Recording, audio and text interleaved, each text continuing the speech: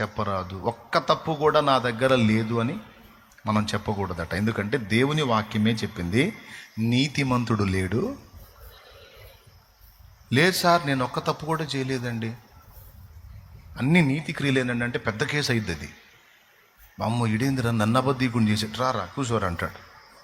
కూర్చోరా, తెలుస్తా నీ సంగతి తెలుస్తా, కూర్చొని నీ సినిమా అంతా వేస్తాడు, నీకే వేస్తాడు, నీ సినిమా నీకే చూపిస్తాడు. ఇప్పటిదాకా లోకల్ సినిమాలు చూసాంగా మనం, ఎవరి సినిమా వాళ్ళకి చూపిస్తాడు. రేపు అక్కడ మనం ఎక్కడెక్కడ ఎన్నిసార్లు గడ్డి తినే ఆలోచనలు చేశామో, గడ్డి తిన్నామో, తినబోయామో, తినడానికి ప్రయత్నం చేశామో, ఎన్ని రకాలుగా తిన్నామో, ఎన్ని టైపులు గడ్డి తిన్నామో మొత్తం చూపిస్తాడు. మరి ఇవన్నీ ఏందిరా అంటాడు.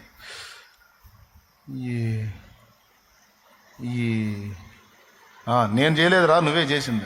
నేనేనా అంటే అండి ఈ గుర్తులు ఏమండి నాకంట. అబ్బా నేను గుర్తు చేశాక మరి ఇప్పుడు సంగతి ఏంటంటే ఈ జరిగినాయి అండి, వాస్తవం ఏంటంటే మరి అట్టయితే ఇక మరి నేను ఇక మరి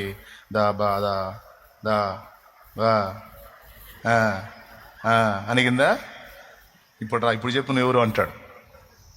నీతిమంతుడు లేడు, ఒక్కడును లేడు అన్నది వాక్యం మర్చిపోకూడదు. ఏ భేదమును లేదు.